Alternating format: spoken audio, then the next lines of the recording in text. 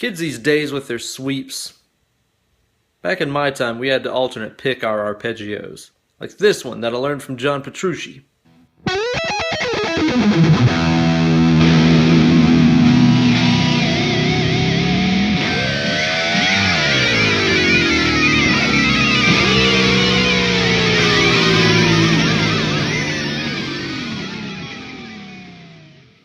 Aloha, Suckamaniacs, and welcome to another installment of Weekend Wankshop here with your old pal, Uncle Ben Eller, the only weekly lesson series featuring Ben Eller on the internet.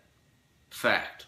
You know, it seems to me like whenever kids these days hear the word arpeggio, their mind immediately goes to that Guitar Center classic, the sweep. But it's really important to understand that an arpeggio is not just a sweep. An arpeggio is the notes of a chord being played one at a time rather than all at once.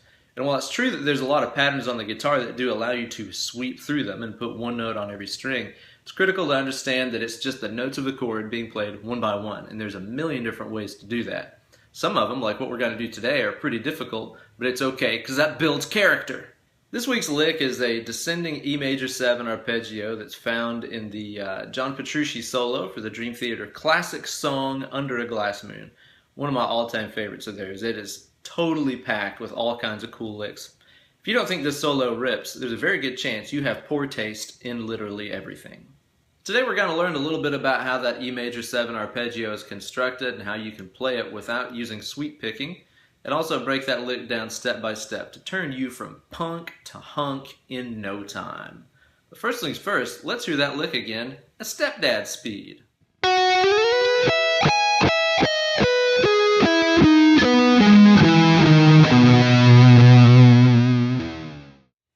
Yeah, let's answer an important question first here. What is an E major 7 arpeggio? Well, Timmy, let me explain.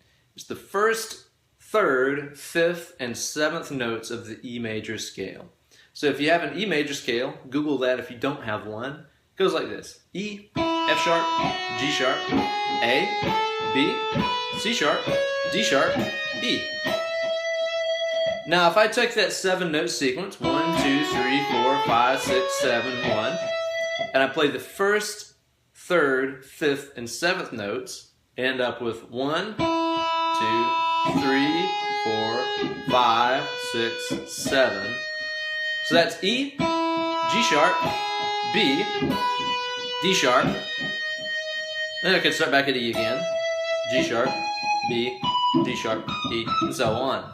Now, an important thing to understand is that it is those 4 notes regardless of what order I put them in. I can put them in any order I want to, and it'll still be E major 7. This is a problem with a lot of guitar players. They look at whatever the first note is and assume that that's what the root note is. It's not necessarily true. I could mix those notes up in any order, and as long as it's those same 4 notes, it's still an E major 7. I could play B, D sharp, E, G sharp, B, like that, and that's still E major 7. It's kind of like it doesn't matter what order you add the ingredients into the bowl, it's going to turn out a cake either way, you know? It's worth pointing out that it does kind of matter with a cake. You always want to add the wet into the dry, you know, so that way it mixes better and stuff, but anyway. So what you'll come to see after you understand that principle is there's a lot of cool ways that I could sequence those notes together on the guitar to make different E major 7 arpeggios, like this.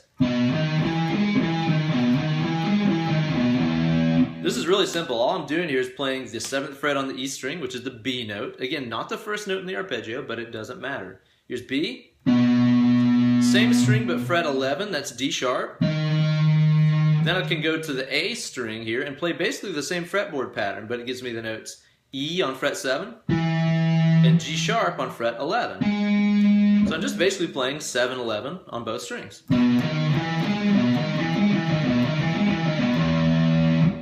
Now again, a less hip guitar player would think this was some kind of a B arpeggio because it starts on B, but it doesn't matter. It doesn't matter what order I put those notes in. I could go like that. That's still an E major 7 arpeggio. That was D sharp, E, G sharp, B. Doesn't matter. Okay, now the cool thing is you can take that little position right there and move that in octaves. It's really easy to visualize in this case because basically what we're going to do is move up an octave from that first note. Okay, here's what I'm talking about. I started on 7th E, right? My next starting point is going to be the 9th fret on the D. That's the same note, it's just up an octave. Little fretboard geography lesson right there. I could start that exact same arpeggio pattern from that location. Here it'll be 9-13 and 9-13. B, D sharp, E, G sharp. So now I can do this. I just heard the mailman drop off a check for me since I did that. It's pretty sick. Now the next thing I'm going to do is move up an octave from there. So again, our starting point that we had there a second ago, 9th fret D, its next octave is the 9th fret B. Or sorry, 12th fret B. I can start that same arpeggio pattern right there. So that's 12 and 16, 12 and 16. Same order of notes, B, D sharp, E, G sharp. So now I got this.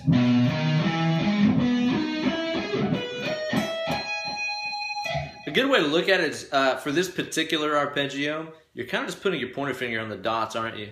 7th fret dot, 9th fret dot, 12th fret dot. So you can kind of use that to guide that pointer finger around. Now backwards you can do the same principle, but of course you're leading with your little finger now. So you're going to go from this G sharp, 16th fret B, to this G sharp, 13th fret G, to this G sharp, 11th fret on the A string.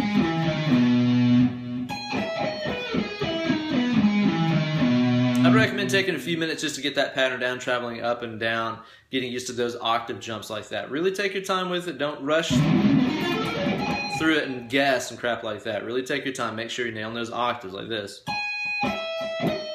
Again, go slow at first. Accuracy is more important than the speed. As always, you can find a full tab for this lick on my Instagram page, Ben Eller Guitars, all one word. Check it out, follow me on there, keep up with my antics and dogs and food and guitars and all that good stuff.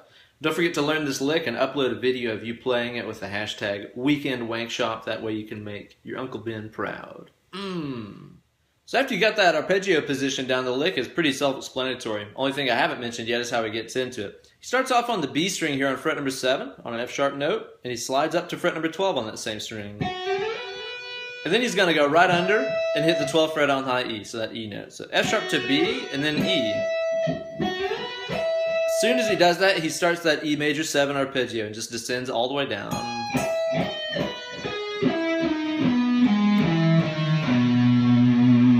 Nothing too crazy. So I slide in from 7, 12th fret E, and then fret number wise here I'm going to go 16, 12, 16, 12, jump an octave, 13, 9, 13, 9, jump an octave, 11, 7, 11, 7. Note wise, that's F sharp to B to E, G sharp E, D sharp B, G sharp E, D sharp B, G sharp E, D sharp B.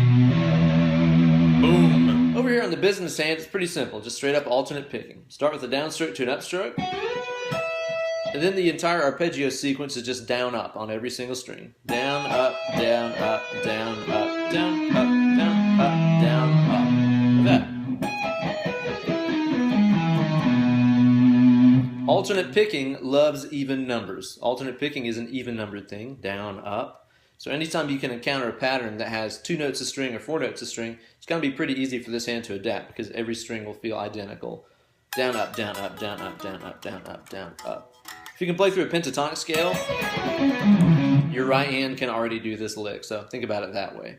So there you go, kids, another new lick to get you shredding and betting, because it's going to get you chicks. Thanks so much for watching. Be sure to like the video and subscribe to my channel. Follow me on Twitter and Instagram at Ben Eller Guitars. And don't forget to hit me up for some one-on-one Skype lessons sometime. Drop me an email, benellerguitars@gmail.com. We'll set up a time to get together, work on theory and scales and modes and omelets and all the best stuff in life.